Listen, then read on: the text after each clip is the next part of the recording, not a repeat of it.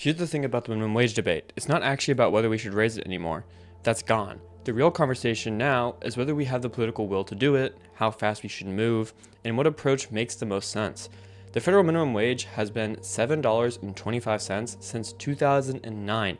That's over 15 years of zero increases, while literally everything else gets more expensive. That's not normal. That's not sustainable.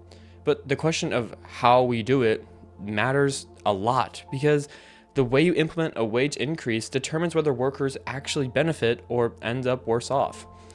Let me lay out the basic problem first. The federal minimum wage of $7.25 an hour works out to about $15,000 annually for full-time work. A single adult without any kids needs about $20.38 per hour to cover basic needs like food, housing, transportation, healthcare, and childcare if relevant. A parent with 2 kids needs closer to $47.86 per hour.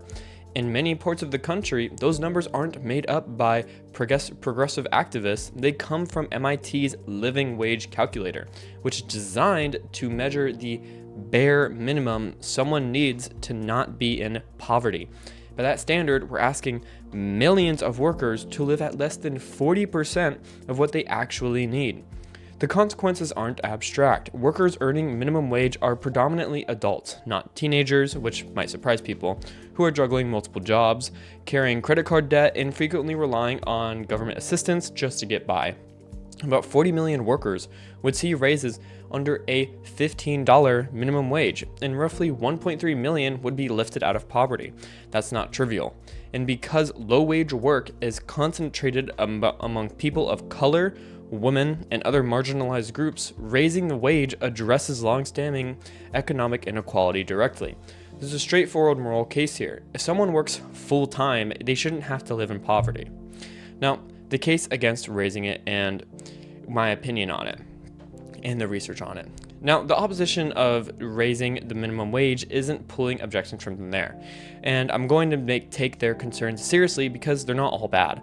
The most direct worry is about jobs. Classical economic theory says that if you raise the prices of something, in this case labor, you'll demand less of it. So logically, higher wages would mean fewer jobs. Some research does find evidence of this, particularly when wage increases are abrupt and very large. There's also evidence that raising the minimum wage accelerates automation. For every $1 increase, automatable jobs decline by about 0.43%, with manufacturing particularly vulnerable. That's real. Companies do respond to higher labor costs by investing in machines instead of hiring as many workers. There's also the small business argument. Running a restaurant or retail shop on thin margins means labor costs are everything, and a sudden wage spike could be genuinely painful. Some research from UC Berkeley suggests that California restaurants face a 4 to 10% increased chance of closure with each $1 wage increase, with lower rated restaurants facing even steeper odds. More recently, restaurants in states with new higher wages have indeed closed locations or cut staff hours. That's not fear-mongering, that's observable reality. Some business owners honestly say they can't absorb costs without doing something painful, like reducing hours for workers or laying people off. And here's probably the strongest alternative argument. Maybe we're using the wrong tool. Some economists genuinely think expanding the earned income tax credit would be more efficient than raising the minimum wage. The EITC supplements low-wage workers' income through taxes without creating employer-side pressure to cut jobs, and it's lifted millions out of poverty. Wage subsidies could work similarly. Government pays part of the wage directly, taking pressure off employers. These aren't strawman arguments. They're based on the idea that if we actually care about reducing poverty, we should use the tool that best reduces poverty with the fewest side effects. And that might not be a mandated wage floor. When you dig into the research, though, the story gets messier than either side wants to admit. The employment apocalypse that opponents predicted just hasn't happened. Cities and states that raised minimum wage gradually found employment effects that were basically neutral or even slightly positive. When California and New York raised wages from 15 between 2013 and 2020, basically doubling the minimum in many areas, researchers tracking 47 counties found not employment losses but actual employment gains for fast food workers and teens, the groups supposedly most vulnerable to job losses. They found 39,000 more fast food workers employed after the $15 increase. How's that possible? The answer involves something economists call monopsony power, which is just a fancy way of saying that many low-wage labor markets aren't actually competitive. Big employers like McDonald's don't really compete much with each other. There's often only a few fast food places in a given area, so they can pay their workers less than workers' productivity would suggest. When you raise minimum wage in that environment, it actually works more like correcting a market failure than creating one. Workers quit less often, employers fill more positions, and employment goes up rather than down. It's counterintuitive, but empirically consistent across multiple studies. There's also the productivity angle, which people don't talk about enough. When workers earn more, they work harder and stick around longer. Research on a major US retailer found that minimum wage increases actually made workers more productive. They put in more effort and got fired less often. That reduced turnover saves companies money on hiring and training. Experienced workers are more efficient than constantly cycling through new hires. So some of the wage increase gets paid for through higher productivity and lower turnover costs. It's not a free lunch, but it's cheaper than employers initially expect. On the restaurant side, yeah, some places closed, but many just adapted. They raised menu prices, added surcharges, streamlined menus, invested in technology, and adjusted staffing patterns. Customers' complaints were minimal, people kept eating out. What's striking is how often business adaptation is misread. When a restaurant raises prices 2 to 3% to absorb labor costs and stay open, that's not a failure of minimum wage policy, that's the policy working. The worker gets paid more, customers pay slightly more, and the restaurant survives. That's how markets actually just function. But here's where I'm genuinely uncertain. I'm not completely convinced that any increase works equally well, regardless of the circumstances. The disasters we do see, restaurants closing, significant hour cuts, seem to cluster where wages increases are fastest and largest. Seattle's policy, for instance, showed real reductions in hours for entry-level workers, even though employment didn't necessarily fall. When wage increases are phased in gradually, the adjustment happens more smoothly. When they're abrupt, even reasonable increases seem to cause more disruption.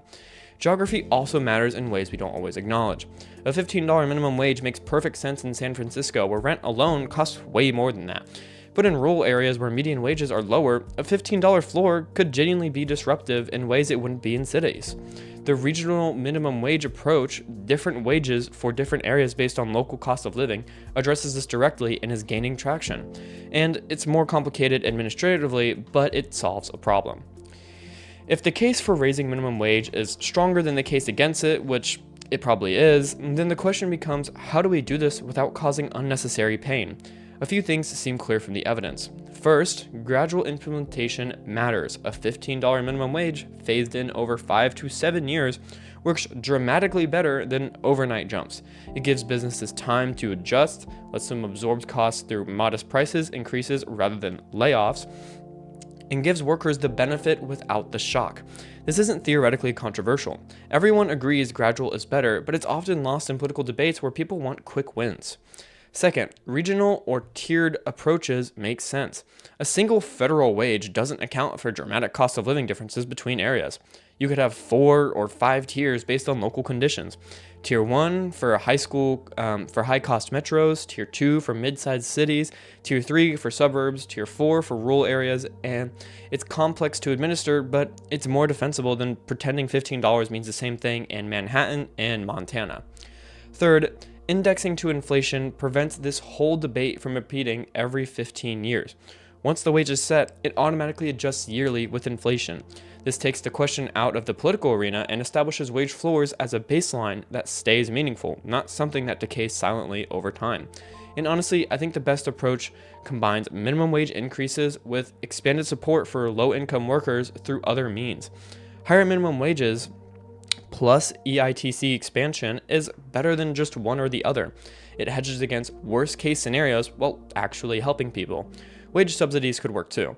The point is, we have tools, multiple tools, and we should be willing to use more than one if it works better.